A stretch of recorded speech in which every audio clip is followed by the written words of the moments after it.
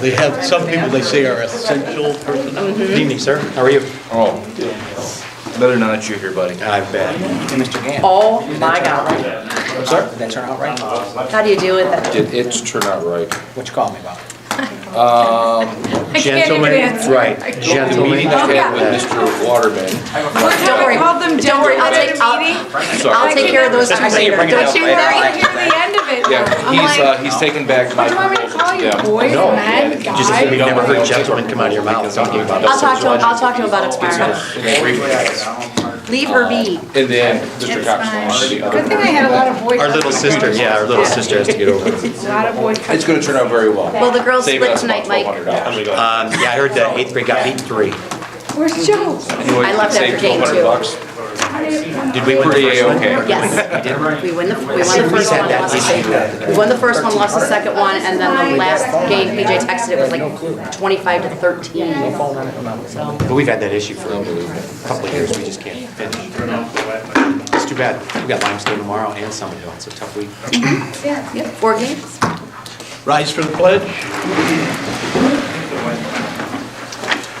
I pledge allegiance to the flag of the United States of America and to the republic for which it stands, one nation, under God, indivisible, with liberty and justice for all.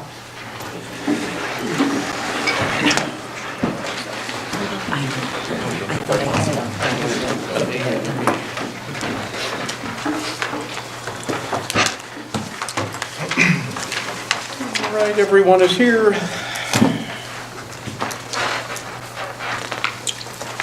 And I needed approval of the regular and executive session meeting minutes of December 10th of 2018. Any discussion? Everybody okay? I'll make a motion. So looking around, I don't see anything. I'll second. Okay, Weissel, Yes. Paulmeyer, Yes. Palmisano, Yes. Goldberg. Yes. Scamenti, Yes. Missouri, Yes. Herman, Yes. motion carried. Okay. Carla, Oh. are you wanting to go into an executive session at this time? I respectfully request to move number 6 to the end of the meeting so as to not disrupt the flow of the meeting. I have a right to ask for an executive session prior to the destruction of the tape. I would like to discuss relevant yet undisclosed information prior to destruction for the benefit of the rest of the board so that they may have the opportunity to also have direct knowledge if they choose. I feel this is a reasonable request for 1 minute of the board's time at the end of the meeting. So be it. Thank you. All right, I need a motion to approve the executive session meeting minutes to remain closed for February 12th, 2018, March 12th, 2018, April 9th, 2018. Whoops, I'm going back and forth here. April 16th, 2018, April 18th, 2018, April 19th, 2018, April 23rd, 2018, May 3rd, 2018, May 9th, 2018, May 22nd, 2018, and May 31st, 2018. So moved. I'll second.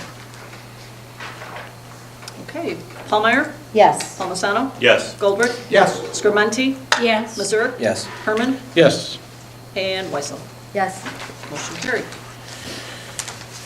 and approval of the January 2019 expenses. I didn't see any additional. No additional. No additional. Any questions? Well, I have one question. How come we have 2 garbage bills? One for Prairie and one for, Because out at the bus facility is Prairie, oh, Gear Star, okay. for the buildings. Marla, quick question. On page 2 for Decker equipment, for the A-frame signs, is that the sign in front of the elementary school? I'm sorry, which, Page 2, Decker equipment for 30103. It says BES A-frame signs. That's a sign out in front The of no it. parking signs. Oh, no parking signs. Okay. I did have questions about the cost for roomers, the high school production, but it looks like we're going to talk about that later, so thank you. Gotta look into that, thank you. Very welcome. Those are my only questions. Need a motion? So moved. Second. Okay, Palmisano, Yes. Goldrick, Yes. Scrementi, Yes. Missouri, Yes. Herman, Yes. and Weissel, Yes. Allmeyer. Yes. Motion carried. Mike, treasurer's report. Alrighty. Balance in the supernow account at First Community Bank as of December 31st was $2,280,388.68. Finished the month with $16,173.38 in outstanding checks, leaving the adjusted bank balance at $2,264,213.30. Lunch program had a balance of $12,393.64. Impressed fund, $5,000. Excuse me, for the total balance of $2,281,606.94. The investment balances on December 31st were $11,625,534.76, leaving the balance of all funds as of 12/31 at $13,907,141.70. December had receipts of $382,930.31. Expenses were $899,647.36. The individual fund balances, education fund finished at $8,719,292.61. The building fund at $1,069,656.68. Bond and interest, $34,871.57.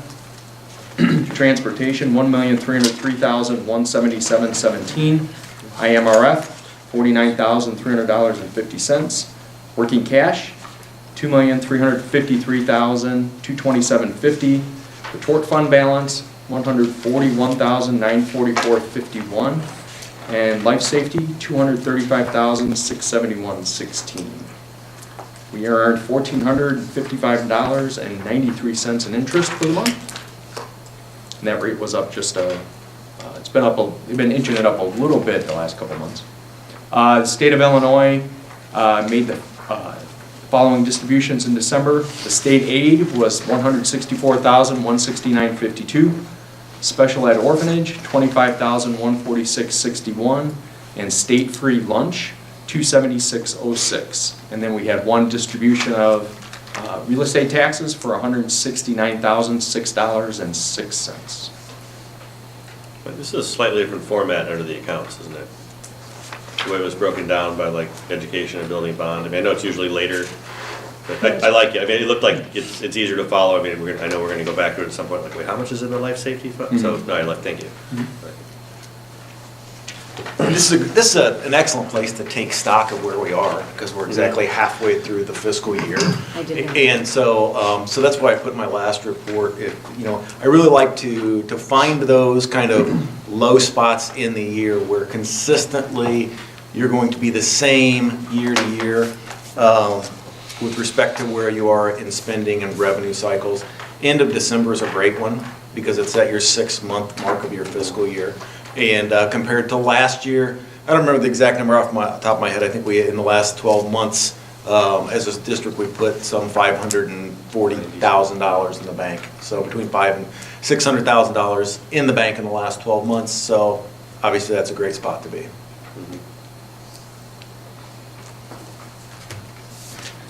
I'll make a motion to approve the treasurer's report. I'll second. Okay, Goldrick, Yes. Scrementi, Yes. Missouri, Yes. Herman, Yes. Weissel, Yes. Allmeyer. Yes. Palmisano. Yes. Motion carried. And I see no one seeking the floor.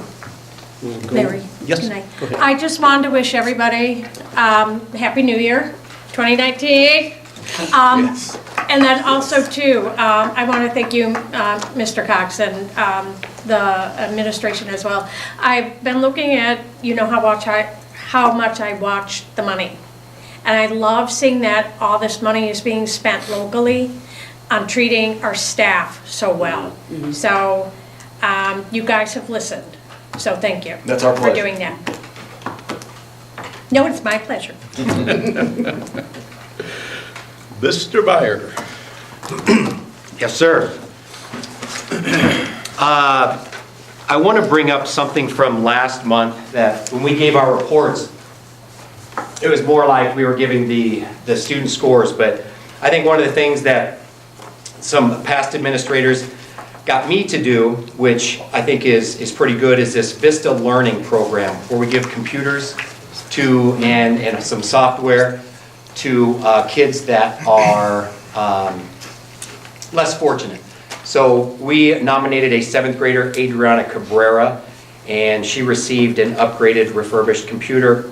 It was on December 13th at her and her family. She has like 5 other siblings, and the mother now works in our food service, and she was just unbelievably appreciative, and I think it's really good for us to try to do that, and I try to do that, and I didn't have a chance to say that, and I think this is good. Will, Grundy, and Kendall counties all do that. So I want to make sure that I address that, because I think that's one of the good things that all of us have done here. With the board report, I would like to just mention a couple things. Our winter concert, I just want to mention how Mrs. Julie Potstick was doing a fantastic job. We are extremely fortunate. Mr. Gaham has done a lot of work. We received some outside help that was unbelievable. She is still great, will be great with whatever she chooses to do. But she stepped up, and Mr. Hodak has had nothing but positive words about her as well. So we're very fortunate with her and how all that worked. Some of the miscellaneous building in terms of our 5-a-day, I briefly talked about that when we talked about our test scores, about some of our teachers doing these as bell ringers. That's just a little piece in there. I do have some worksheets if you want to look at that. I'm not saying you want to.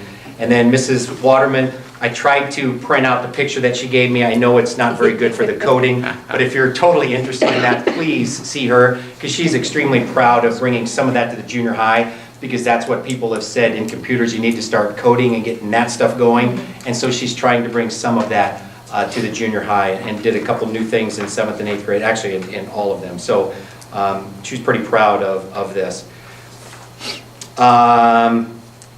Let's go with this, the Tesca, I think is how you say it, Tesca, if that's how I'm pronouncing that right. Yeah, Tesca Associates interviewed 30 of our kids. So we had 6th, 7th, and 8th graders before Christmas, and she was asking us about this Beecher 2040. So Erin and Carol, I think were the 2 ladies' names. They basically had a couple of whiteboards and just asked some kids, you know, what do you think Beecher is going to look like, or what would you like to see in Beecher in 2040? And they also gave us a website, which was beecher2040.org, so you can look at, I'm not quite for sure what is on there, because I should have probably looked at that, but I didn't. But I went to the meetings and I wanted to find out what kids think about Beecher now. So, one word to describe Beecher: farm, orange, boring, small, friends, quiet, happiness, home, and buddies. So those were some of their ideas. Orange. What, so Beecher orange, you got, you know, Beecher orange. I thought it was great. That was an 8th grader. I remember that for some reason. Basically, she was like, you know, what would you like to see? What would you like to change, etc. And so some of the students talked about what they want to see more of: more food/restaurants, maybe a track, football, the sidewalks all done, a rec center, community pool, parks with equipment on the north side of Beecher, arcade, movie theaters, overpass, of course, air conditions in school. But those were, I mean, it was interesting, and I tried to get the whole demographics of our school. So male, female, Hispanic, African American. So I think they did a great job with, some of them were kind of nervous, but I think they did a great job with telling us their feelings. So I thought that was, I was very glad that they did a good job with that and weren't smart aleck or something like that. Last thing I'd like to talk about, and I've got some pictures here of the winter games. We've never done this before. Usually we've done something at the end of right before Christmas break is over, and it's a movie or something like that. And we've tried to do tic-tac-toe the last couple of years, but after a couple of years, certain things run their course, so we tried something different. So now we had curling, and so you'll see a few pictures, or sorry, the Winter Games. So you'll see a few pictures, and one of them, the first one is curling, where so I said something about Winter Games, and maybe we should do something like that, and I just left it at that. I didn't say anything more. Miss Packus and Ms. DeYoung just ran with this and then came up with this stuff and ideas, and so then we're like, okay. So we ended up doing at the beginning to qualify, so you had 6th grade teams, 7th grade teams, and 8th grade teams. There were, I think, 6 on a team. And so the part of the curling is you take milk jugs and then you try to throw them down. We didn't have the broom or anything like that, but milk jugs that were weighted a little bit, and then they have the circles. So that got you to the next round. Then we had bobsledding, which we borrowed the elementary, those little four scooters. Thank you for, I couldn't think of the word. So we put 2 of those things together, and it was great that like Mrs. Granisey and Mr. Martowitz, and then Miss DeYoung pushed Mr. Martowitz. So it's funny to see some adults on there and try to handle that. That was interesting. But we had a couple pictures of that. Then the final thing is the biathlon, which I truly thought was going to take a lot of time, because you had to do like a hula hoop madness. So you take a frisbee, so you had a frisbee from whatever length, and then we had hula hoops on there, okay? So I thought that one's going to be okay. And then you have, what did they have on their feet? Because we had towels. Towels, there we go. So you had to have like skis, so you had towels on your feet that you had to go to the next spot. Then we had like 8-ball, so basically you had to get down in the middle of the floor and take a noodle, thank you, a pool noodle, and shoot a ball into like this. That wasn't a net. It was, it was just a little net. So then they went to bozo buckets, and this is what I thought was going to take a lot of time, because they had to make one, so you had 2 buckets, so you had to take a beanbag and throw it here, and then throw a little one further. So we moved it up, because I thought it was going to take too long. But they did a great job on it, and they got finished a lot quicker than I thought. Then a quarterback toss, so you took a football at the free throw line and threw it through a hula hoop. And the last one, you sit crab style and kicked this huge oversized ball into a net. And then all 6 of them had to go. And we just had some pictures. I think there were some videos, but obviously I didn't bring those. But I thought it was great. Some of the kids, of course, stupid, but then I think when they saw what some of the other kids were doing, I think they hopefully will change their mind next year. But the 8th graders got 3rd, and they came out thinking that they were going to roll. And the 7th grade, what we liked about the 7th grade team was co-ed, and that was great. So it was all boys 8th, all boys 6th that got 2nd, and then the co-ed 7th team got 1st. So it was kind of neat to see. So hopefully we'll continue to do this, but I just appreciate the staff and everybody helping. I mean, from supervision to watching certain stations. I think it was good, and hopefully we'll continue with our winter games. So I want to end on that, because this is positive. They did a nice job. Participate as a competition. I'm sorry? Faculty was not part of the competition. We did not.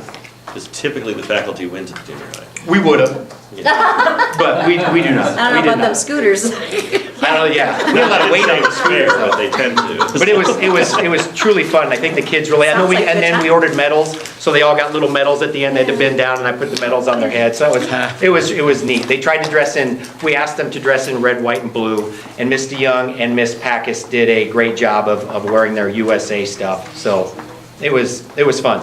So we had a good time. Last week of school was pretty good. Before break. Usually a little hectic, but it was pretty positive. Thank you. And that's it. Thank you. Mrs. Black. All right. So I'm going to highlight a few parts of my report as well.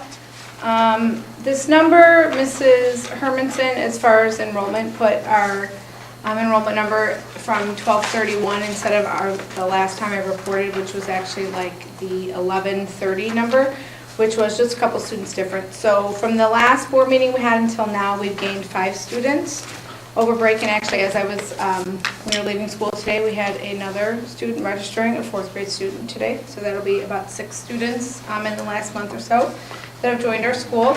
We have started having conversations looking into scheduling next year, talking with teachers about the anticipated additional 4th grade section that will be added. So again, kind of looking at making the best choices for our students and staff, starting that process. We had a lot of activities going on at the end of the year before Christmas, a lot of different community service projects that all went very well. Our JDRF fundraiser, as always, surpasses our goal that we set. We also collect quite a bit of food for the food drive, which were our 2 school-wide projects, along with each grade level's different projects that they did as well. We had a fun day also on our last day before break. We got Kindness Club involved, and I think I spoke to you guys a little bit about this. I'm really trying to tap into not only our Be Kind theme, but also having the uniqueness of having 6 different grades at our school and having the older students work and partner up with the younger students. So we spent some time on December 21st in the morning where we had older classes partnered up with younger classes. The older students helped the kids make their Polar Express tickets. And then after they did that, they also, depending on the classroom and the teachers, they either made cards for veterans homes. Some of them worked on some blankets. Some of them worked on reading holiday stories with one another. So it was really nice to see that time of them working together in the morning. Then we watched Polar Express together. Kindness Club was punching everyone's tickets as they were walking in. They also delivered popcorn at that part of the movie. And as they left, every student received a bell when they left. So it was really, it was kind of cool, and it was really fun to see everyone together. During the movie, most of the classes stayed up with their, stayed sitting with their buddy classes. So you saw the older kids were sitting with the younger kids and, you know, talking with them and stuff like that. So it was really nice on that day. Looking ahead as we get to our benchmarking week, so we will start benchmarking after the day after, that Tuesday after Martin Luther King Day. So we will spend those 2 weeks collecting school-wide data on students through our STAR testing and also through classroom measures. We will then spend time as an RTI team at the beginning of February. I think the date's February 4th or, let me see, whatever the Wednesday is of that week, our RTI meeting days. We will look at all school data, look at how our students are performing, students that are currently getting RTI services, did they make growth with those interventions? Do we need to adjust some things? I also look at classroom triangles, so our goal is to have 80% of our students in each classroom performing where they should be. If we don't have 80% of our students at that mark, then we start looking at not just individual interventions, but what we can do as a classroom. So maybe there are all-class interventions that we can do for the rooms that aren't at that 80% mark. So not everyone gets excited about it, but I get excited about getting all that data and looking at that. So, and then we had a PTO meeting earlier tonight, and also our teacher team is working along with PTO to plan a family science night. This year that will take place on February 13th. So if anyone is looking for something to do that night, from 5 to 7, please come by. The school we've partnered with was like the Will County Conservation, Plum Creek, sorry, Plum Creek Conservation, I don't know, center, I guess. And they're going to come in and do some activities about snowshoeing and animal tracking, and if it's a nice night, they should be able to do some stargazing, along with some of the other activities that we'll have the teachers plan as well. Is the intention that that's a school thing, or that like community members can go to that, or Well, I mean, I don't think. 7th graders, 8th graders? I mean, is it is it open No, to the public? I mean, or not? I would say if they're with their siblings, we kind of send it out to our students. Okay. But, you know, we have them RSVP, and if there's other, family members and stuff who want to come. I went last year to the math. Mhm. That was super fun. Yeah. Yeah. We pop in. Yeah, or even like any kids from Illinois, the Zion Lutheran. I mean, I'm just wondering if it was like open or not, but it's We don't. it's meant we to be don't. more. Yeah, we don't typically market it to them. Yeah. Okay, just because it was at night, that's all. I just wondered. Okay. All right. There was a ton of people last year for the Thank you. math. There were. And, There were. I'd be interested to see if you can make science fun. I know. Of course you can make Science science rocks.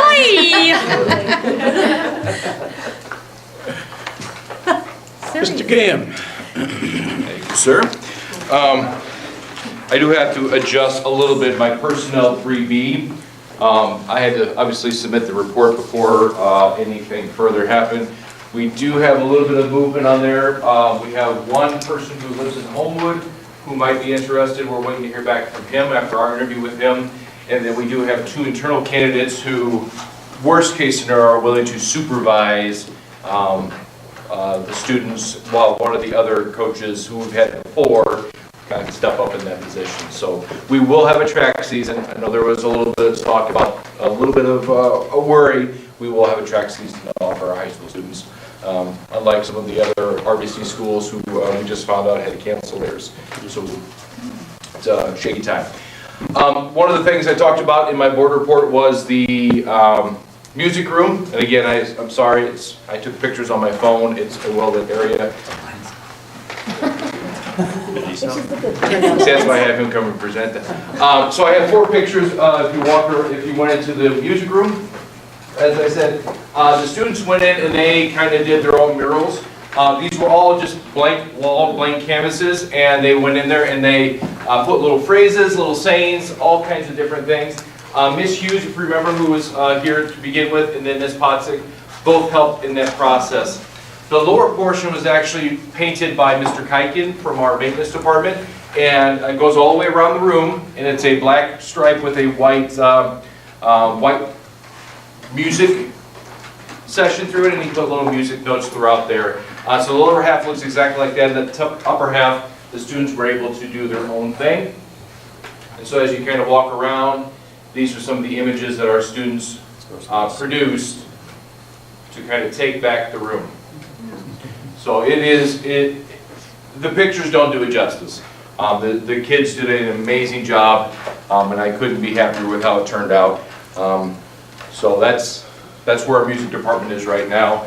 Ms. Potzik, as Mr. Meyer said, is doing a phenomenal job, and obviously I can't speak highly enough for what Ms. Hughes did for us for that program. So I just kind of wanted to give you a little bit of an update with that. I know there are 2 things on my report. I don't see Mr. Kane here yet. So my month of December and January, we're meeting with community members to try to figure out how we can get more community in our school. Mr. Kane will come and talk to you guys about what the arrangement we made between us and the bank for homecoming, which is on Friday, if you didn't figure that out walking down the hallway. So that'll be done on, he'll talk to you about on Friday, and some of the cool things that we've kind of joined in on. The second one is the rumors.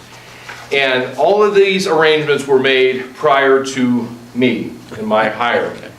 So apparently, as I have found out, because I sat down with Mr. Dan Waterman, who is on the city council board, I'm sorry, the community center board, actually with Mr. Bezurk, and it's not Julie, what's the third name?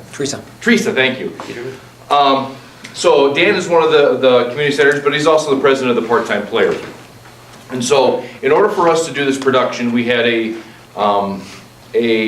rental fee from the community center, which Mr. Cox will address a little bit later as a government body. But the second one was a $570 payment to the actual production company that houses themselves in the community center.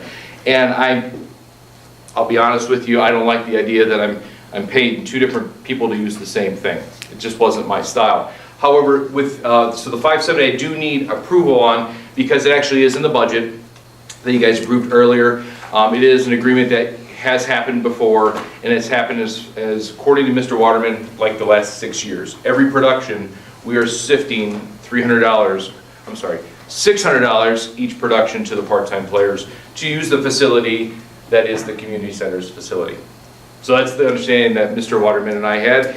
And so he and I had a phenomenal conversation. He came in on Thursday last week.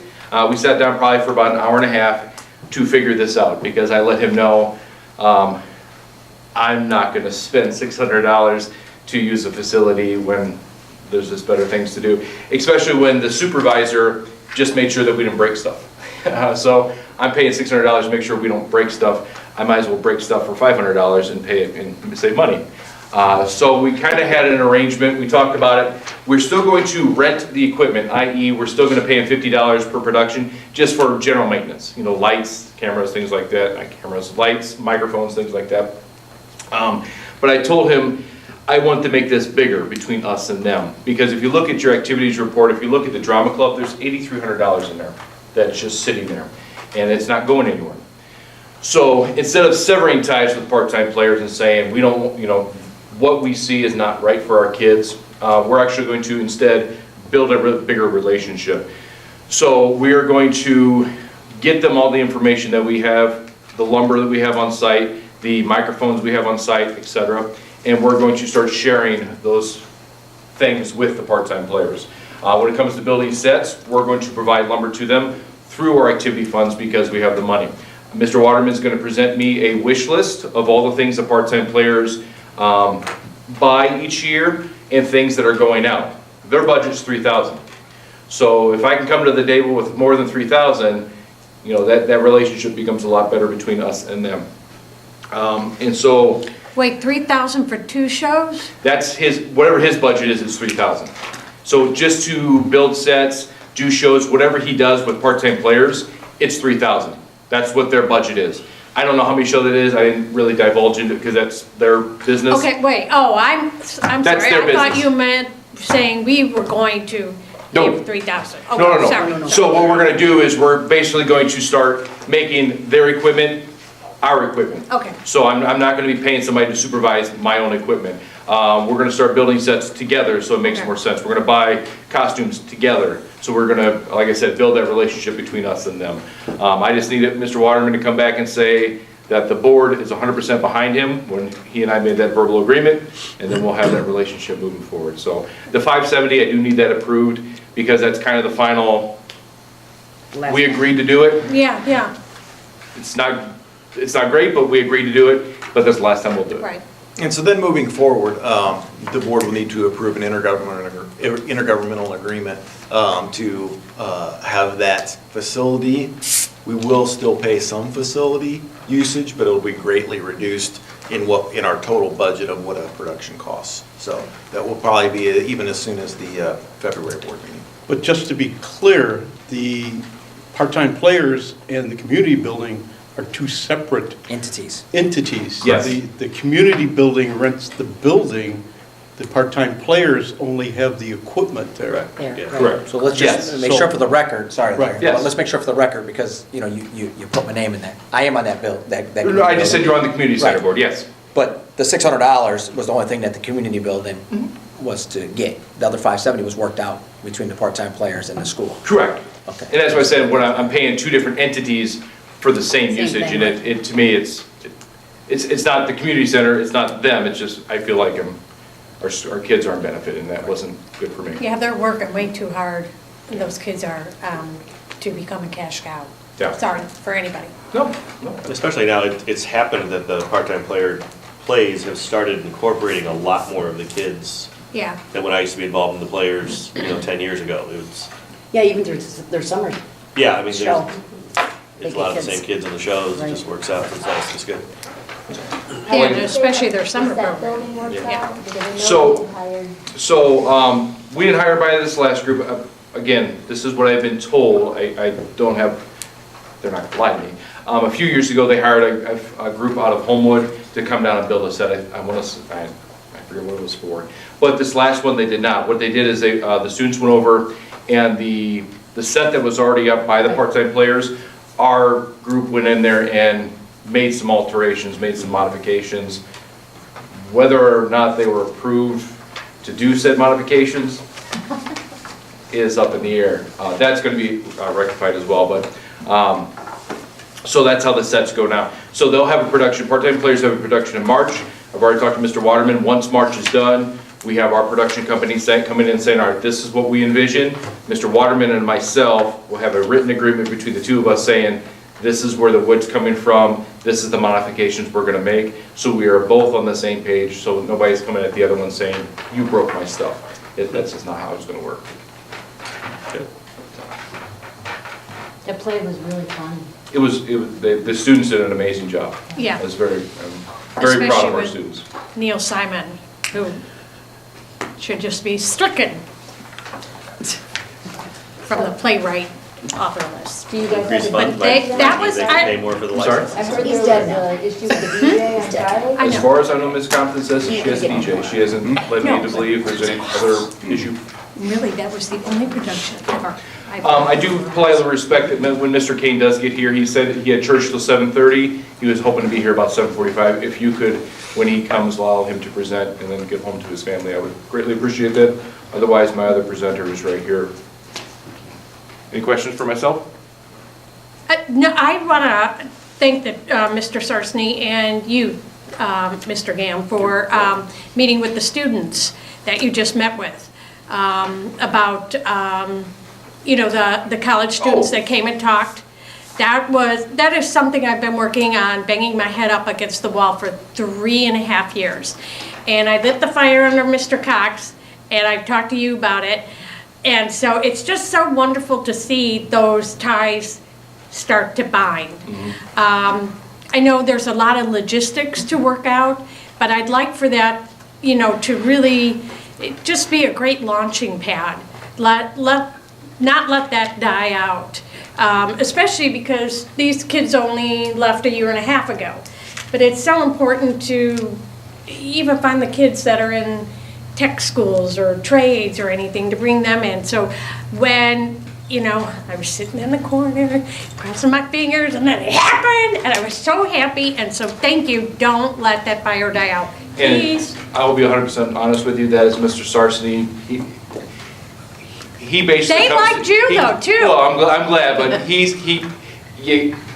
anything he's come up with, as long as you've said yes, he has a lot of great ideas, and he is a wonderful asset to the school, so, I don't. That's why you got the new hairdo. This is on camera, isn't it? So I'm gonna let him talk for a little bit, but in all honesty, a lot of the great things that are coming are directly a result of him. And some of the alumni helped with the music room too. Pardon? There were some recent grads who also helped with the music room decorations. Yeah. Good stuff. And regarding the band thing, Giving them the before Stevie option answers- to work and bring ideas is great. It's a good feeling around here. Before you speak, Steve, Oh, that's thank you fine. again for Miss Hughes. That concert, Yeah. I think she was truly overwhelmed at the standing ovations over and over and over again. It was very heartfelt and very warming, and I think even the students were surprised at all the support that we had as a community to have their backs. And I met So- Ms. Potskis today too at the pet band, and she's, seems very good too. And I saw her at the junior high, it was very good. The track position, it doesn't pay as much as the other positions. I think it was added, like, more as some coaches wanted to get it started, and then it was, they didn't care how much they got paid, and it kind of stuck like that. That's what I heard. So I don't think there's anything to do about that till negotiations come up. Correct. But I understand that's a problem. As It's not fair. as we continue It's to not work fair. through the year, we have a rotation. We're trying to invite people in who are important pieces to our organization, who really help to keep us focused and do some great things. And so that's why we've invited our high school counselor to come and speak with us. So, Thank Mr. you. Sarsney, take it away. And just to piggyback off of Ms. Hughes, so I always have students come in and they'll tell me, God, I don't know about That's this, right. they always, every student that I had come in told me nothing but good things about her. It was unbelievable. I was very, I don't even know what to say. It was unbelievable how much they supported her and they liked her and what she was doing for the whole program. So that was good to do. And to piggyback your daughter and her friends, they did awesome. It was awesome to have them in to talk about, they're just in college, they're 1.5 years out. So usually like the college fair I have is usually reps, college reps that come in and, they're selling their schools pretty much. But Emily and Elizabeth and Elizabeth and Josie. No, Jo- not Josie. Alexis, no, Carly Moffett. There's three of them. Oh, yeah. There's three of them. Well, anyway, they did an excellent job talking about, not just about their schools, because they weren't there promoting their schools at Boston University, Illinois State. And we always have a big representation of Illinois State, but they were talking about things that they need to do, little things that they need to prepare themselves. So, anyway, that's not wow. I made this little sheet up here. So one of the things that I did this past October, well, a couple of years back, I got a program. It's called Naviance. I'm not sure if you guys heard of Naviance, but it's a online post-secondary tool that kids can use. It's a really good resource. You can do jobs, colleges, trades, anything. So we have that for the students, but there's also something that's called a lesson plan. It's separate, and it costs money. It costs like $2,000 just to get these lesson plans. The lesson plans are awesome. They're called like My High School Resume, Setting Goals, Thinking About Life After High School, Finding a Fit. They're all on here. I don't want to go through the whole thing. There's a tons of these lesson plans that Naviance has to offer, but you have to be in what? You have to be in the classroom to do it. And it's not always easy for me as a counselor to get in the classroom because students or teachers, they want their time to talk about whatever subject they're teaching. So, well, first of all, I was fortunate enough to get Beecher Education Foundation to fund the $2,000 to get these, what they call lesson plans.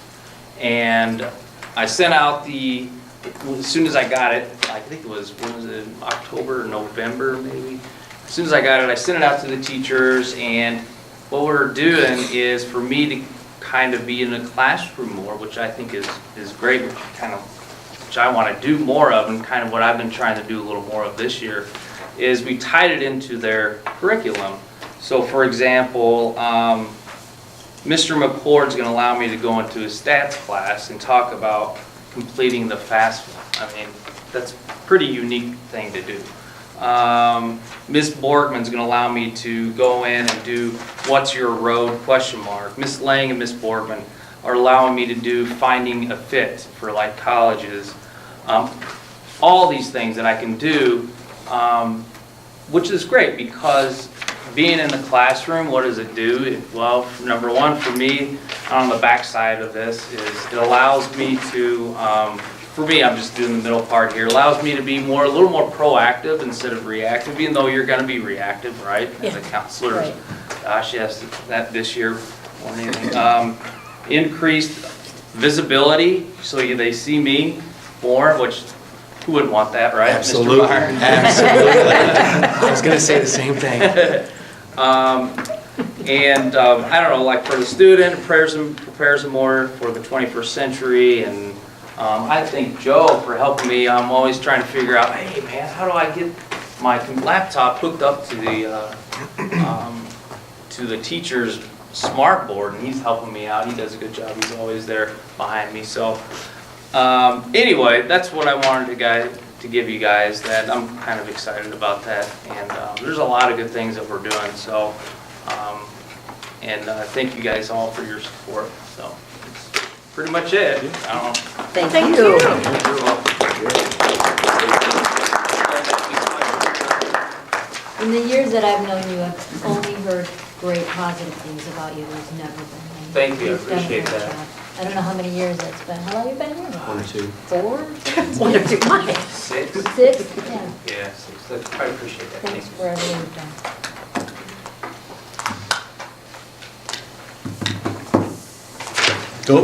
Go. All right, go. So just, I sent out my usual 6-pager, so we're going to work through most of that through the remainder of the board meeting. But I did want to really hit on something that happened today. And, a big part of, not a big part, fortunately, but a part of what we do as administrators is when issues happen, we shape them to the most positive outcomes possible. We make sure that the organization learns from what happens. And then we try to really reinforce the silver linings that we come across. And, you know, I know that there were a lot of people who had a lot of smiles about the fact that it took a couple of hours for the heat to come on at the elementary school this morning. But what I'm seeing as I work through is I'm seeing tremendous teamwork. I'm seeing grade level teachers having very quick, meaningful, concise conversations about how they're going to move forward, how they're going to take care of kids, how they're going to be productive. You know, I see Mrs. Black in her building leadership really working through that process in a very calm, positive manner. I see over at the high school, I see action and teamwork in getting ready to bring those kids in, take care, you know, all kinds of plans being made. Thankfully, we didn't need to enact very many of those. But as a leader, that just reinforces what a great foundation that we have, what great people that we have in this organization.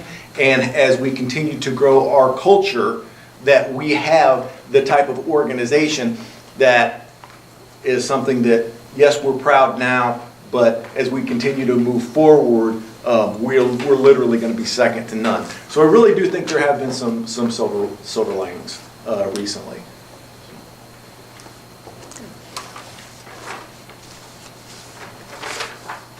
Oh, is that your whole report then? I had a question about the superintendent committees that we got. Sure.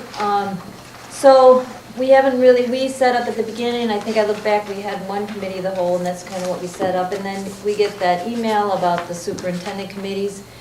And I mean, that's great that you're going to involve the staff and the 2 board members, but I'm not sure, like, if I'm going to be as informed as the other 2 that are lucky enough to get on other committees maybe, or Well, I think, are they going to be open to the public? well, Are they going to hear what's being there discussed? There are going to be, I mean, I think that we definitely have, as we continue to work through the rest of tonight's agenda, I think we definitely have some issues that as a board and board business that need to be worked through. And so I definitely think there's going to be a committee of the whole meeting to continue to do board business. But superintendent committees, like any other organizational committee, are those that are doing not high-level philosophical work that boards of education do, but it's going to be more down in the weeds. And so there will be minutes of those meetings. There will be an opportunity for anybody who's, I would assume as we move forward on this, that at every board meeting, if a committee has met, there'll be a report out to that, to the board. And so, and at the end of the day, everything comes through the board. And it might sound like happenstance, but to this day, I think, wow, if Joe Duncan was sitting in on all of our many conversations about those windows, where would we be today? I mean, and that maybe, it just, if Joe was at one of those meetings, I know Joe would have said, gotten us right along on the blind situation with the technology situation. And I just, so that might be where, you know, that happenstance. Yeah, I think it's really important in this strategic planning to be very inclusive. Obviously, the board will be a part of that conversation, but so will the administration, so will all of the rest of the staff, so will community members. I think that we're at a point now in this process, the board has said, hey, here's our vision, you know, these are our targets, go get it, and now it's time to embrace the community and start peeling that apart. Yeah, it wasn't clear to me at first, like, were we still having the committee of the whole, but then you told me we were, certainly. you know, but so, Yep. that made more sense, because I Yeah. thought, the one thing we I didn't kind of know figured is, it too, because then he's like, then everybody's gonna be on board and. right, like, there are sometimes, reports you know, or the whatever. curriculum committee might go, Right. hey, we want to do, or facilities might go, we want to do this, but the finance would have their own, like, well, actually, there's no money to do Yes, it. Or these are something. not So it's- replacing our regular. Yeah, that wasn't Right. clear at first, but No. you clarified that, that was Yep, helpful. yep, you bet, Of the whole, yeah. you bet. I just think that moving forward in these committees, like facilities, I see that's on there again, and, you know, I've been on the facilities committee, and we've done a lot, but there's many times that Mike Stunel has not been here, our superintendent, to guide us. Because, you know, at the end of the day, he's gonna bring what we need done in the buildings, roofs, windows, you know, and stuff like that. But going back to you, Karen, we did speak about blinds, and the board pushed it off a while back. But, you know, we just need the people like curriculum. If you're gonna have a curriculum meeting, I think if there's a program out there, because I believe that person can sell it to us. You know, bring it to us, tell us why it's important, because I think anything in curriculum is important, that's why we're here. But I just think that we need the people here to talk to, you know, most of the time. With the blinds, they were an undercurrent, but I think if Joe had been sitting in with us from the very beginning, and I'm not saying you have to be at every single meeting, you know, all the time, I think we would have been matching the blinds right along with the technology and the windows. I think It all would have three been an would have. afterthought, like on some things. And who's to Yeah. say some of the meetings won't be during the school day? Haven't started working through that yet, because those Could be. committees, Could be, yeah. because they haven't been put together. So we'll see how we go. Are they open to the public? I wouldn't think so. Our organizational committees are not open to the public. But our committee of the whole is. Correct. All right. And then they Certainly. bring forth the findings, Certainly. which is working. But the same things that are discussed in the organizational committees are not going to be in the committee of the whole? I don't know what the future holds. There may very well be topics that come up in an organizational committee meeting and then work their way to the committee of the whole or a regular board meeting. I don't know how that's, I don't know.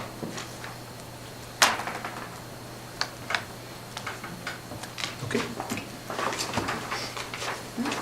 SRO, I know that there was a lot of conversation at our last meeting, and, you know, one of the things that I think is really important is for me to gauge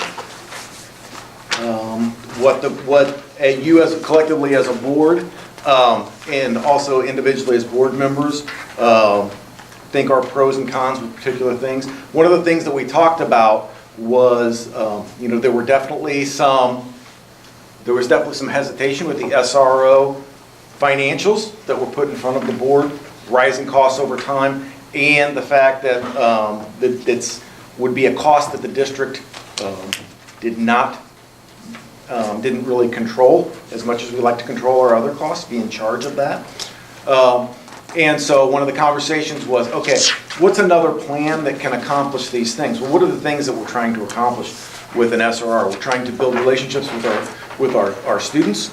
We're trying to introduce educational programs to them that are not currently being offered, that will make them better students, that will make them better citizens moving forward. One of the things that we're trying to do is to build relationships between the students and the community, and especially the local law enforcement. And we're also trying to, in some ways, make our buildings more secure. So that's kind of the overarching, if you had to kind of put, what are your 4 or 5 bullet points on an SRO program? Those are really kind of the big ones. And so one of the things that we very easily could do as an organization is to, I'm going to say option B is a combination of an increased amount of social work time, and then come up with a full-time Beecher police security option.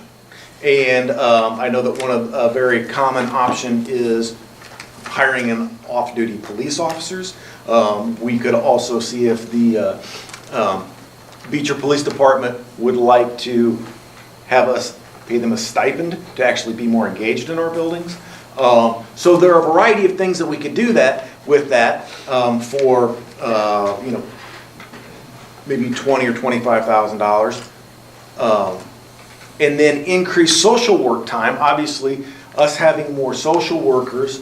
Right now, we're at 2.6 FTE on social work. If we were to go to 3, that would add 2 days a week across the district. We could be able to craft specific programs where that employee, that Beecher School employee could go from building to building, have, as Mr. Sarsny was talking about, into classrooms, push in, be able to have those character development pieces that we would also be expecting in an SRO program.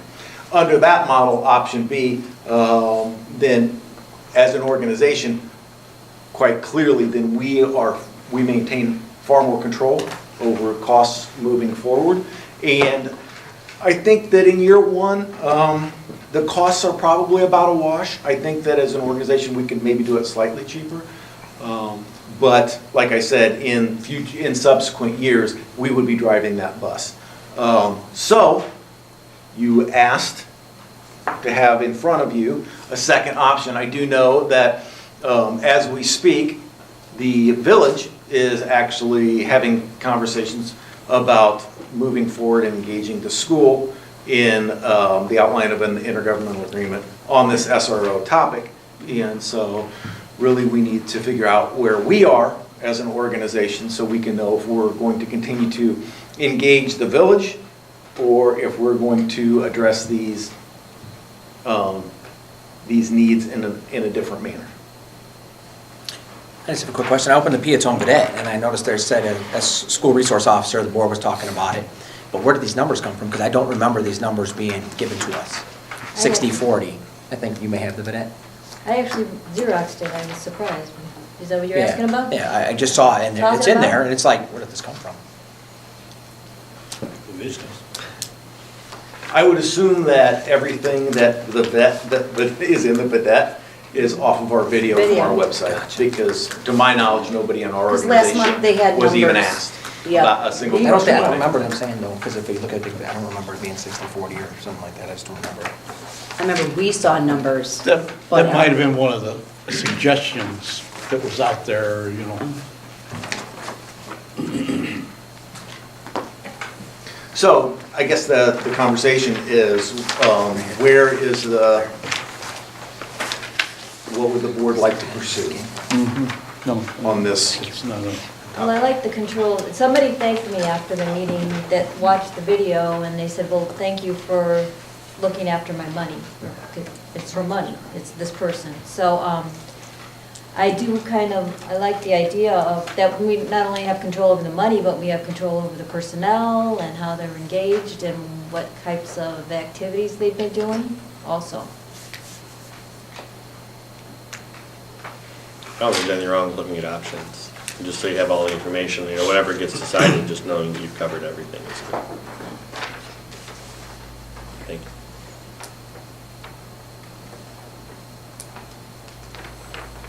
I know money's an option, but having an SRO, I would lean more towards that. Because there's no dollar amount on a child's head. Period. and if you're hiring part-time or off-duty, you're going to get somebody different monthly, weekly, daily. There's going to be no consistency. And I don't think that model is what we are looking at or expecting. But aren't you talking about hiring a person, or are you talking about, I don't know what you mean, are you like hiring a person? We're looking at options. Under I know, under but which you model? just make it Under sound which like- model am I looking at hiring I mean, somebody? because where I work, there were 3 people that said they were interested in it, and they came, well, I said I was going to Beecher High School, and then the police officer said, oh, I wanted to get a job there, but, because they're looking at a new police officer. And then I think they might have talked to one of your relatives who said that was going to be somebody with the police department, so. Wouldn't we could hire one of those people too? I think there are lots of Okay. paths forward to hiring security personnel, yes. Right. I think my biggest concern is that everybody's assuming that if we do hire somebody, it's gonna be at the high school. We still have 2 other schools. Schools, absolutely. I mean, It's gonna be everywhere. that's my biggest thing is, how are we gonna split this guy up if we decide to go that route? Because I do believe he should be at all 3 schools, not just high school. Definitely. That will definitely happen. I mean, God forbid something does happen, it just seems like he's gonna be at the wrong school, or there's still no guarantee that if we have one officer, can't protect 3 schools, he's going to do it at one time. So, And we do need to follow through on some of the things we've already put out there, like, we approved the Raptor system, but I know you said there might be other options, but we still haven't done it, and so, or even, I know there's gonna be training of the actual, what's everybody gonna do, maybe you wanna talk about that, you mentioned there's gonna be some in-house training on that, but. Yeah, we have in-house training in March. Yep. I think it's something we should definitely still look into, Pursue. move forward with, and kind of get some more options of what we can and can't do. So then, I think I'm hearing a majority of the board say to continue the dialogue with the village after their meeting tonight, Yes. and see where that leads as well. Okay. Thank you. And see if we can figure out, rotate that's what it comes to. All right, new business. Action should be taken to approve the employment of Nathan Swanson as boys' high school track coach for the 2019-2020 school year. So moved. Oh, my gosh. Who wants to take Second. that? I'll second. I think it was all 6. Whoever. Okay, Scramenti, Yes. Missouri, Yes. Herman, Yes. Weissel, Yes.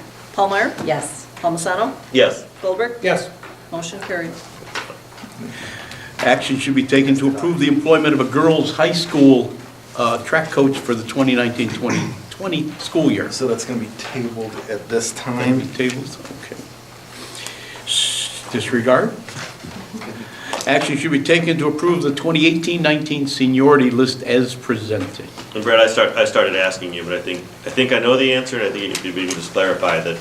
So we have a few people on there who administration, and usually don't include administration in seniority lists, but it's because they were teachers at one point, they maintain something like an administrative position were cut. They hold the still have seniority as that teacher. seniority. Exactly right. Anything you want to add on that? Exactly right. No, Okay. that's great. And, also in that whole vein of administrative contracts, you need to keep in mind that when you put administrators on multi-year contracts, they do not accrue years toward tenure. Oh, okay. Can you say that one more time? Sure. When you put administrators on multi-year contracts, they do not accrue years towards tenure. Okay. I mean, they obviously are on a seniority list because we're here. Yeah. As the years go by.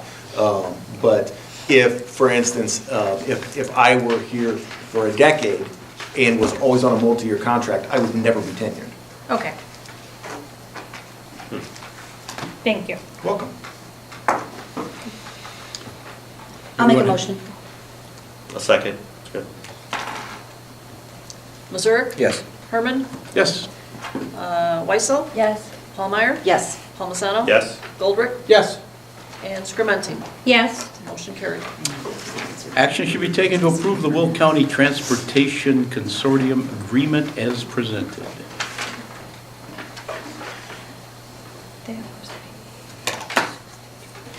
It was towards the end of the board meeting notes, probably around page 58-ish. I have to go back, because I was on his report.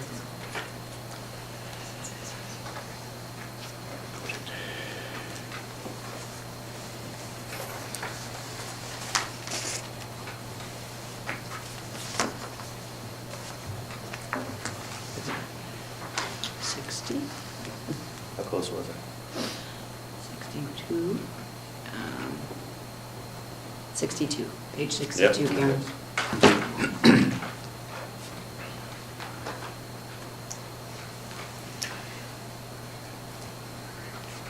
Wait a minute.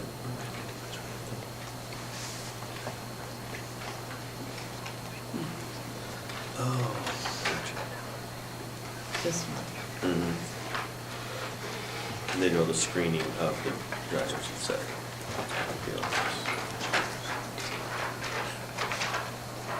You want to sum up what it is, just kind of make it easier? It's Go many ahead. school districts, as you can see, that work together, the consortium negotiates with the medical services. As you can see, Riverside is the lowest bidder, but they take care of all of the physicals and randoms, drug and alcohol screenings for the bus drivers. Okay, the bus drivers need to have that done annually with physicals and with their drug and alcohol. They also keep track and they send me quarterly randoms. Sometimes we have none because we're a smaller district of all of those. Sometimes we have 2 or 3. And then I have to present the drivers with that random, and they have to report within 2 hours to the medical center for that. And of course, the district pays for it, but it's at a lower cost, as you can see, so. And that's Yeah, that's just required like, by because law. we're all looking at our iPads, but they don't Yeah. know what we're talking about, so then, thank you. And that's required by law. that- It's federally mandated. Oh, yes, Yeah. absolutely. We have to approve it. Or it could be. Well, or do it Yeah. ourselves. We can do it ourselves, But and it it'd be a would be whole lot more more. costly, yeah. A lot more work. So, Is there anything So you we're want me only to do? charged when they go and get the test done? yeah. Okay. But because you make it a consortium, they give us a better Break price. for it, okay. Are you okay, Karen? Do those 2 that were approved, the Midwest Truckers and the Riverside Workforce, they're telling us they recommend the Riverside, right? Correct. Okay, is that what we've done in the past? Yes. Okay, For many years, we've probably been a part of the consortium at least 15 years. okay. All right, I'm willing to make a motion if we're all good. yeah, Okay. that was my question. I wanted to make sure I I'll was reading second. all of that. Paul second. And, Okay, Herman, yes, Weissel, Yes. Paulmeyer, Yes. Palmisano, Yes. Goldberg, Yes. Scrumenti, Yes, Missouri, Yes. motion carried. and do we need approval of the second reading? So it depends on where the board is. We haven't had a lot of conversation about sections 3 and 4. Really, the only edit that I had to the press policies as presented was the organizational chart that was created out of board-approved job descriptions. I believe that was in your packet. Yep. And so We updated that one problem that was it, I brought up something, gosh, what was it? It was something about, like technology director being under, something should have been under you, but it looked like it was from somebody else. Right. Oh, thank you. So, Yeah. Yeah, okay, yeah, there was something from before that was changed around. Okay, that's good, thank you. So if we're ready to go tonight with those, with sections 3 and 4, then at the February meeting, we can start 5 and 6. Any questions? I need a motion. I will make a motion. Second. Weissel, Yes. Paulmeyer, Yes. Palmisano, Yes. Goldberg, Yes. Scrumenti, yes. Missouri, Yes. Herman, Yes. motion carried. Okay, and these are discussion items, I believe. Yeah, these next 7 are, a lot of them are kind of, well, they're pretty big things, but we need to start moving on quite a few of these.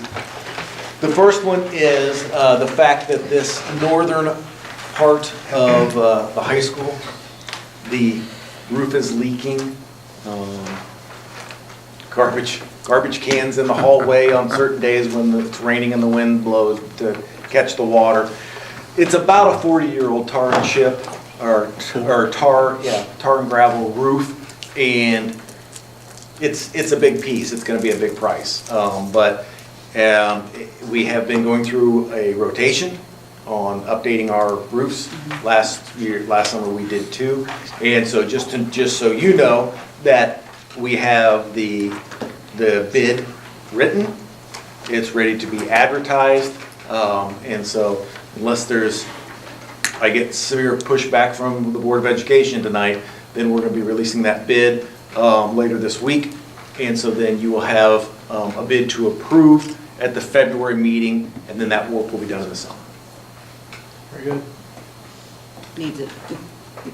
Yeah, it was, and there's saw a the reason whole- on the facilities committee, but I remember that walkthrough we did, Yeah. Just Remember that? Oh, to, yes. just to appreciate that the floor problem Is is caused caused by, problem, like, yeah. oh, I mean, when you pull it all together. Everything like, starts up at the top. Yep.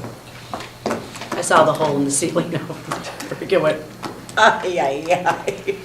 As we continue to talk about rotations, one of the things that really structurally that we can be better at is we're to a point now with our bus fleet where our bus mechanic does a really good job, takes a lot of ownership in what he does, is good at what he does, aren't enough hours in the day. And so I would really like to see if we can get some numbers to update our large buses, that portion of the fleet. If we can do that and take some of the maintenance hours out of that, then that should give him more time to be able to donate to the rest of his duties, which will then give us greater uptime. The buses won't be down as long. From a financial standpoint, that's why we're going out to seeing what leasing half of our large buses would look like financially. My guess is that it's going to be pretty much a wash. We spend money on vehicles anyway with respect to purchases and with respect to maintenances. When you go out and lease buses, then there are no maintenance costs, because then the leasing company is responsible for all of those. If you do a 3-year lease, really then there's a chance that you would not even have to replace tires. You might have to replace a windshield wiper. Basically all you're doing is changing oil and driving them. And so it makes a lot of sense from an HR standpoint with respect to effectively using our bus mechanic and his precious time. And it also makes long-term sense from a vehicle, from a fleet management perspective as well. And so, once again, just like the roof, that bid will be going out this week. And then, obviously, like the roof, the board has final approval on whatever it is that we're going to do. You mean the bid for the lease then? It's several leases, right? How many? So we have 10 regular routes. And so we're looking at doing leases on half. Basically, half of our older buses are aging. They're already 5 years old or older. And so that would allow us to have 5 lease buses and 5 buses that are 5 years older or newer. And so have a tremendous amount of uptime. And it would be a really positive thing for us. You're looking at full-size buses, not the mini buses. Correct. The So we would conversation's on the retire- full-size buses. We would retire 4 to 6 buses then? Correct. Depending on how many we needed to keep for spares. And what would you do in 3 years when these buses that we have now are now 8 years old and starting? We gonna eventually lease all of them then, or still continue to purchase some buses? It just depends on where we are and what our needs are. We could lease more, we could scale back and lease less and get back into the buying routine circuit. So it's kind of, in my experience, and I've been working with bus fleets for almost 20 years. In my experience, it's a very, no answer is always the same. And so when you get to a point, you examine where you are and what's going on, and you determine, do I need to lease? Do I need to purchase? Exactly what do I need to do to move my fleet forward? And I think this is a really good path for us with where we are right now. So is your question, hey, is there enough sort of board support and consensus that I can put out some bids and talk about it later? Is that kind of what you're saying tonight, or is there something? Much like the roof conversation that we just had, unless I'm told not to go this route, I'm going to release bids this week, going to gather that information. I'll have a low bid brought to the board in February to try to move forward to bring our fleet up to speed. Okay. Where do you find a bus leasing company? So there are really 3 major players in this market, and so they really kind of go by brand. So the one will lease primarily internationals, one will lease mainly Bluebirds, and then there's a third that kind of does a little bit of everything. And so this market is one that where those competitors keep each other's prices in check. And say something happens to bus A, we're guaranteed that we're gonna get an immediate replace till bus A is fixed? Depends on which firm you go with. There are bus leasing firms that have much better service departments than others. But regardless of how quickly you get your equipment back, you don't pay for it if it's under lease. The drivers stay ours, though. Yes. They're our drivers. Correct. They're- We're not talking about, no, Okay. we're not talking about farming out transportation in mass. Having a bus company, Okay. like First Student or, Marla, oh, go ahead, I'm sorry. We've never leased a car, so I have no idea. Is there a difference in insurance if you own a car or you lease a car? I don't think so. I don't think we see any different in rates on buses of lease versus No, purchase. I seriously doubt it. I'm always worried I'm gonna go over the miles. yeah. 2018 is still a 2018. Will they say Beecher on them? Oh, yes, oh, yes. Do we currently have any leases? Purchase leases. Yeah, yes. we have purchase leases right now. What about hiring a second or a third mechanic over, Well, you still have to put money into your fleet. right, And so then if you have a second mechanic who's a $35,000, $40,000, $50,000 employee, then Plus that's, benefits. that's money you could be spending on updating the actual fleet itself. So, do we have the facilities to do that? I would imagine so.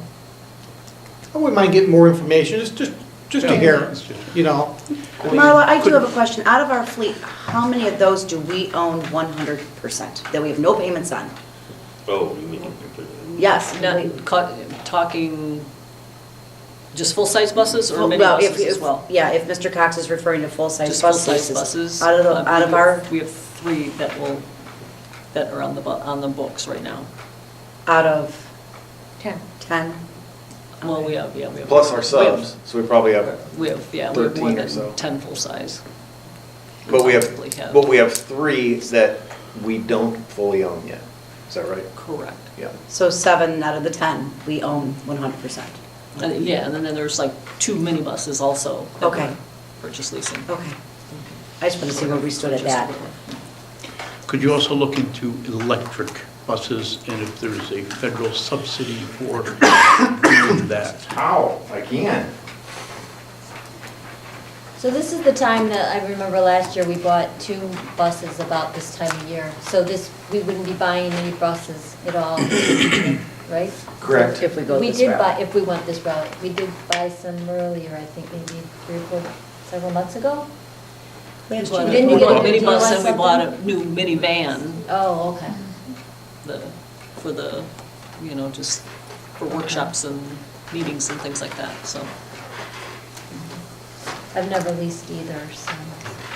Is Beecher always owned its buses? Any other questions on the buses? So where is he gonna proceed? Is he gonna give Go more for it, information? Dale. Is that? I'm kind of looking to Paul because I think he knows a lot about this, really. Yeah, I'm gonna move forward, so I know what different types of leasing programs are out there and what the costs affiliated with those are. Farm property and the TIF. So the village is in the process of creating a TIF. They would like to have our farm as a part of that property. The catch is that our farm isn't in the village. And so that would take us requesting to annex the farm into the village. And from my perspective, I really don't think there's a downside. I believe, as I understand the history, at one point in time, the school wanted to annex the farm into the village, and the village said, you know what, then we would be on the hook for water, sewer, and better roads around that property, so we're good. And so now the village is in the opposite position. They very much are interested in having the farm be a part of the village and be a part of the TIF. One of the, probably the best thing about doing this would be that the farm would be most likely the largest or one of the largest parcels in the TIF.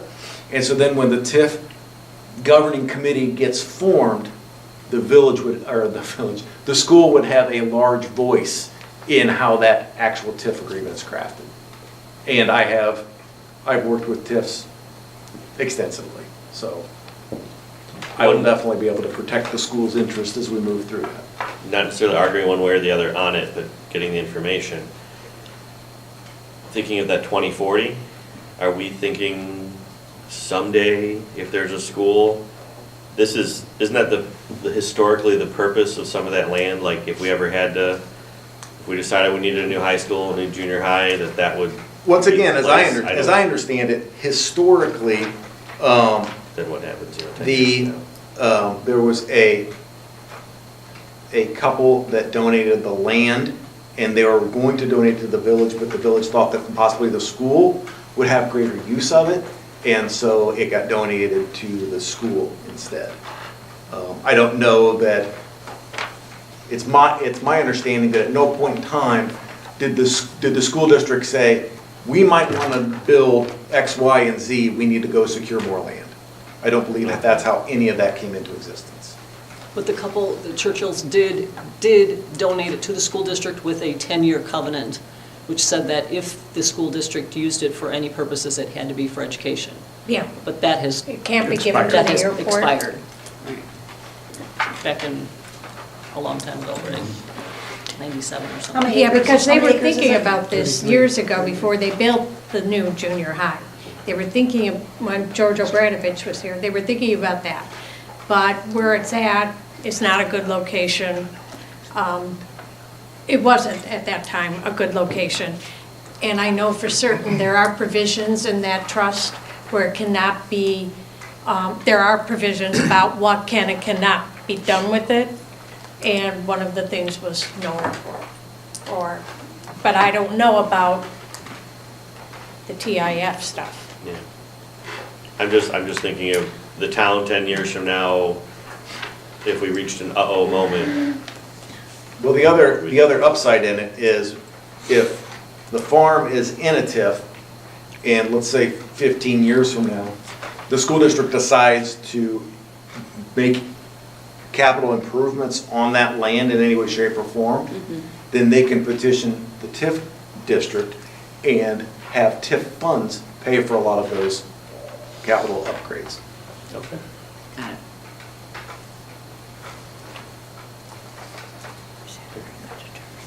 So unless I hear otherwise, I will have something on the February agenda to have the paperwork done to request entrance into the village for that farm.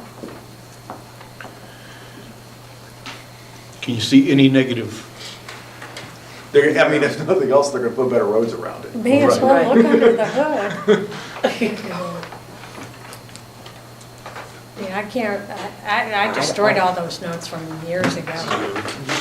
Looking good. I don't even know if Judy would have any of those anymore. So there's no downside at all? Nothing at all? Okay. Okay. No.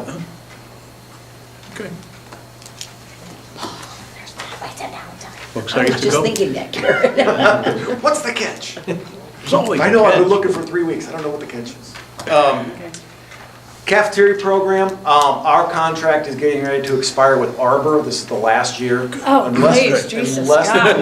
Unless we do something proactive, then we will not have any contracted food service provider moving forward. And so, one of the things that, you walk in the door, as an outsider, and one of the first things that really kind of grabbed me was the fact that we have hardly any of our kids eat school lunch. I think I put, over the last 3 months, our participation rate was under 40%. It's averaging in the 38%, something like that. The district that I just moved from, we were over 70. And so I'm not saying we're going to be at 70, but, I really think that if we can find a quality food service director, and we can really pay attention to simplifying the menu, but really increasing the quality, that we should be able to do it for about the same cost. And of course, the more meals that we start to serve over time, then the more cost-effective all of this becomes. So I'm not going to stand here and say that it won't cost any more money, but in the grand scheme of things, school lunch is about a $200,000 program. To say that we would spend even 5% more than what we do now, to me, completely worth it. We have kids who, school is unfortunately a very important meal for them, and they don't eat, and we need to change that. We have I no have a- breakfast program, I too. have a question because I remember. Makes it a lot easier if we run it ourselves to be able to craft breakfast programs. Right. Yeah. Sure. Do you think one of the reasons, because I remember seeing maybe a blog that you had written back in your old school district, and it was about the lunch program. Was it a lot cheaper? Were the prices a lot cheaper or something? I remember reading about it. Maybe a little That bit, wasn't- but it's fairly comparable. They were going through the same process that we've gone through recently, in the fact that the federal government has made them increase their prices, so. I thought it was maybe a little bit cheaper. Yeah, maybe a little bit. Significantly cheaper, but I could have. And what about facilities to carry this out? So we do all of that now anyway. All of the food prep is done here on campus anyway. Our primary food prep is done over at the junior high. And then our high school and elementary school are what they refer to as warming kitchens. And so we would for now go under that same model, but then I think that we could have conversations about how to improve upon some of those things as well. The van with the warmers is ours, right? I seem to remember we talked Yes, about that a we few years bought that. ago. Okay, so it's not.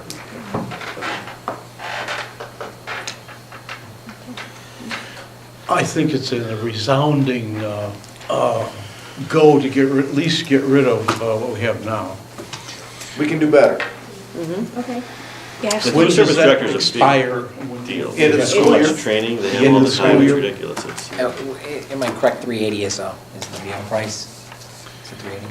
380 sounds high. No, 290. I was gonna say, Two I ninety. think it was $2.90, just under $3. 290 here in the junior high, and then 250 And then a la carte, in the yeah. elementary, 60 or whatever at the elementary. Next topic of discussion is additional art staffing. Once again, there were, when you walk in and you really look at places that organizationally we need to be better, from a personnel perspective, this is one of the two. Currently, we have one art teacher that serves kids in grades 1 through 12. Is that right, Mrs. Blaine? And so that's a big ask of anybody, and to be able to do that in a quality manner is probably even unrealistic. And so I'm trying to, like I do with everything, there is a very vetted cost analysis that goes through all of this before it even comes to my administrative team, or especially the Board of Education. And so I've really tried to approach this in a way that we can get the most bang for our buck. And that's why I wanted to see if we did have people out there that could be able to come in a part-time capacity. If we hired a full-time art teacher, I guarantee we keep them busy. But by hiring a part-time teacher, I think that we can add quality experiences in each building and become more effective at what we're doing. And so when we advertised for a possible part-time position, we did get 2. I think we have 2 to interview, and so I would like to continue down that path. and I would like to conduct those interviews. And if we find somebody that fits what we would like to try to do, then bring that to the February board meeting for hire.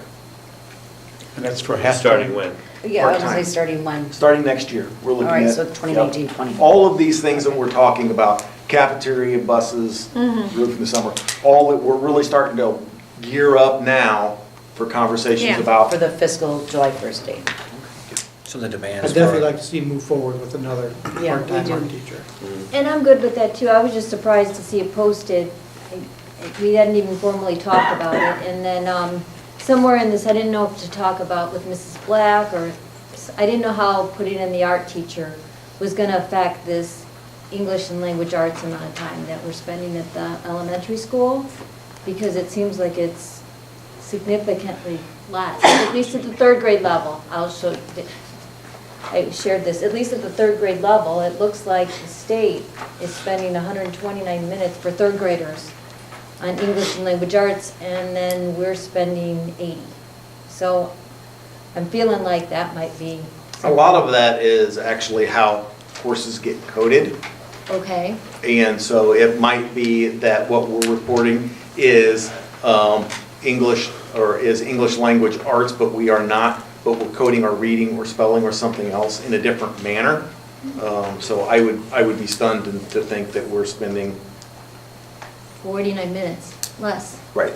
And that's what I do. One thing I do is I write. I mean, I work on physically writing with these students. So, and cursive. I mean, I'm thinking in third grade you might do cursive, and I'm like, what in the world? And then our numbers are wrote. So, But to refocus on your topic is that I don't want- this conversation is not going to significantly negatively impact the amount of time our students at any grade level are receiving their core academics. that's where I was going. And Yep. can we look at that then at least at some point? We could put it on the agenda or something. The ELA.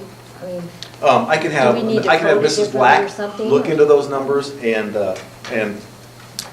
in her next board report convey an explanation on what those numbers mean. okay. Be glad to do that. I'll show you what I was talking about. Did you get all that, Mrs. Black? No, I'm going to show. Oh, I could talk about it right now. No, we're good. Okay. I think one of the requests I'd have on the art teachers, it's good you have two people coming in. I wouldn't just fill it just to fill it, you know what I mean? Like, we're gonna. Oh, certainly. Because I'm sure there'll be a whole other wave of people at the end of the year who are now thinking, Right. what will I do next year? You know, so these happen to be two people now, but doesn't mean you won't have 10 more apply in May. I mean, so if it's a great fit, grab it, you know what I mean? Yep. But yeah, okay. Couldn't Can I ask a question though, Brad? Why a part-time? Why don't you just go full-time? Just because I think that when I look at what our need is organizationally, I think that if we spend $25,000 or $30,000 and if we can find the right part-time person, Okay. that will get a tremendous amount of improvement over that.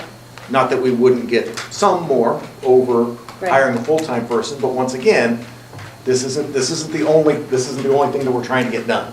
Right. So I'm trying to look at all of this and try to be as cost-effective as possible to move forward. Because speaking of, Joe and I have interviews, and Brandon, we have interviews 2 tomorrow, but we continue to not be able to fill our IT staff. And so if those fall through, when we have our next committee of the whole meeting, I'm probably going to be bringing a recommendation that we re-examine the wages that we're paying. Because Joe goes through all this work, sets up an interview, has an initial conversation, they say, how much am I gonna get paid? And he says this much, and then they say,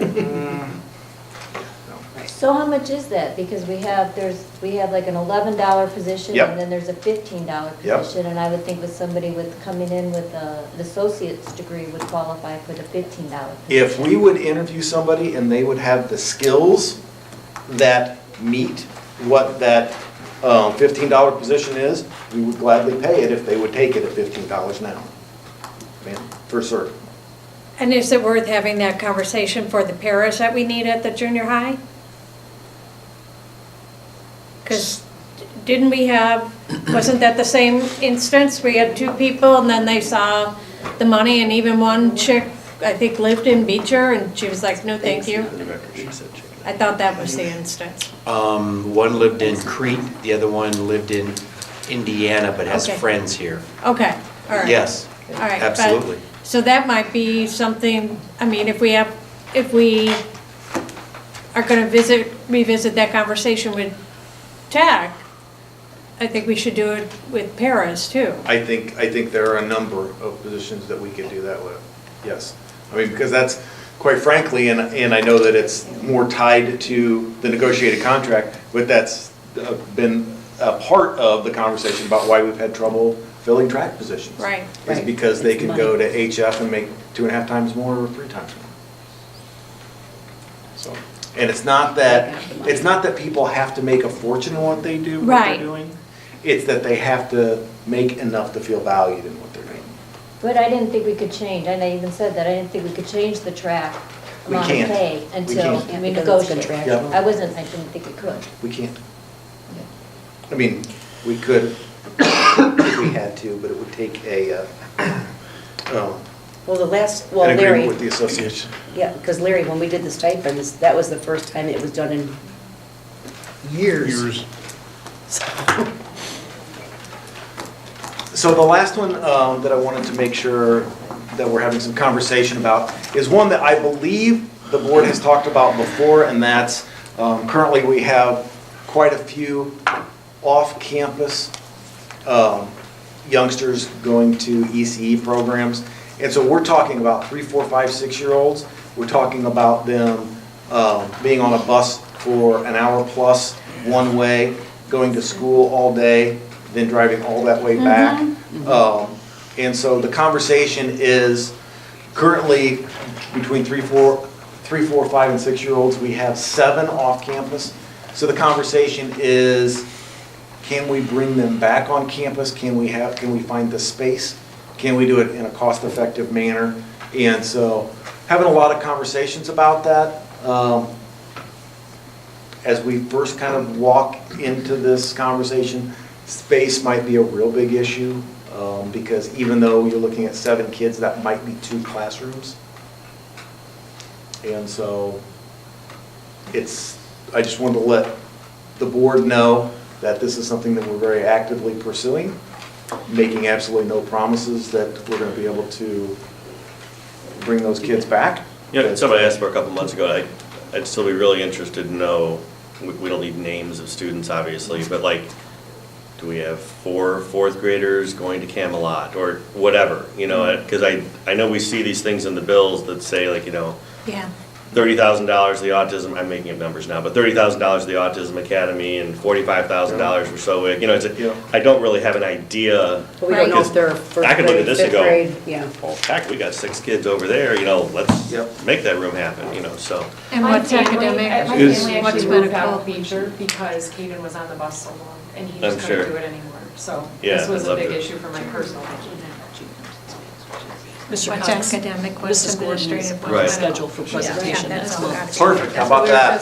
What, I didn't hear. Mrs. Gordon is on the schedule for next month. Perfect. There you go. Would the classrooms have to be here in one of these facilities? Or would we be able to rent a vacant building? No, I think I really when this was last discussed, I think Jeff was looking at one of the buildings. Offsite. Offsite, just east of town where the daycare turned out. Right, okay. Yeah, because the Little People's was empty at that point, Right. but Yeah. it's It's not not empty anymore. now. No, No. I know there was a random dream attorney that it was bought up lumberyard, you know, right across from Church Road, across the tracks there, that lumberyard. Yeah. What a perfect opportunity to have a alternative school, but that, you know, someone bought the lumberyard, I know. Is there room maybe at the junior high or the high school? So it's not 100% important that those students, if they're on campus or at the elementary school, but that's definitely the preferred position. Sure. Absolutely, social interaction. What do we do with the old 5th grade upstairs? What's that being used for? Is that the new third grade class? It is currently full. There's one special education classroom upstairs, the school psychologist's office, and an OT room. Okay. So one classroom, basically? Okay. But that's, EC needs other stuff, like you need a little toilet, and you need, I mean, there's a lot of Well, other that's- things to go with EC, yeah. Like a kindergarten level size. Yeah, I mean, you usually have attached sinks and you have an attached bathroom. There's usually, Yeah. if you're truly gonna do an early childhood room, you need to. Everything's self-contained. definitely, Got it. definitely. Can I We're throw on something to look at another? Other slash items? Are we to that point? I'm sorry. Yes, we are. It's something I've thought about and talked to other people about. As we've been talking about the playground, and maybe this is, for a future discussion. Right now, as I recall, we said, okay, we're gonna cover this. There was a discussion with the Education Foundation about covering any kind of, blank in there. I'm starting to wonder if we really even just wanna we've asked the Education Foundation, but almost like a completely low pressure, and then what would be the amount that we'd have to pick up if the Ed Fund did nothing? Because as I hear things like what Mr. Sarsny was just talking about, they threw a couple $1,000s to the Naviance. There's the whole wine dinner coming up. We need the playground upgrades. I'm almost imagining sitting there at the wine dinner. I don't feel like everything should go to the playground. Should there be more education things the Ed Fund can do? Maybe that's up for them to decide, I don't know. But I would just sort of like to throw out there that maybe we are completely more open to the possibility of paying more of it ourselves and less there, but. As I stated before, and I think I've made it clear 1,000 times, that's a facility project. I believe that belongs to the school.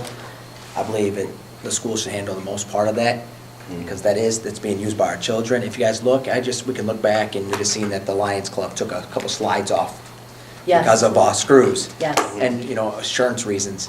I mean, when they're asking for this, there's children playing it. My child plays on it. Everybody's child plays on it. This is probably the wrong term, but it's been neglected out there for a while. I don't understand why we always have to beg, borrow, and plead with other places to fix things that we know that is going to be used. It's a facility project. It's on our property. It's not a public park.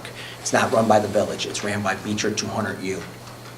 That's all. Yeah, I'm I know saying. at the PTO meeting, they talked about potentially at the February meeting, having someone come out and talk about, hey, what color do you want it? And, just more operational type things about it. It also might help them answer that question. I just actually received an email. They had their meeting last night, and the Education Foundation is contributing $10,000 towards the playground project, which means that the school's give on that is only $27,000 of the total project. So For the total or the main?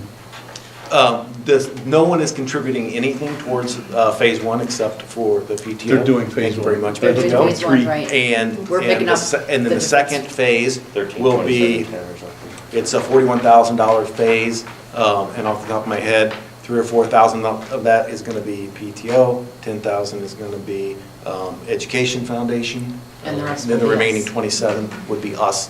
And so the thing that I really, I'm really proud of in this conversation, is the fact that, the PTO took up this charge and carried this water for such a long time, and at the end of the day, it's one that we're all going to be able to come together and be really proud that we're taking care of this, so.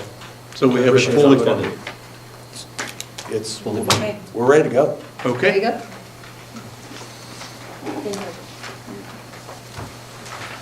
And then the only other thing that I had was that, we talked a little bit earlier about committee of the whole date, kind of looking at January 28th as our rotation. That's our normal Monday. What's the number? That worked for I'm me. free. Let me check. Will? So.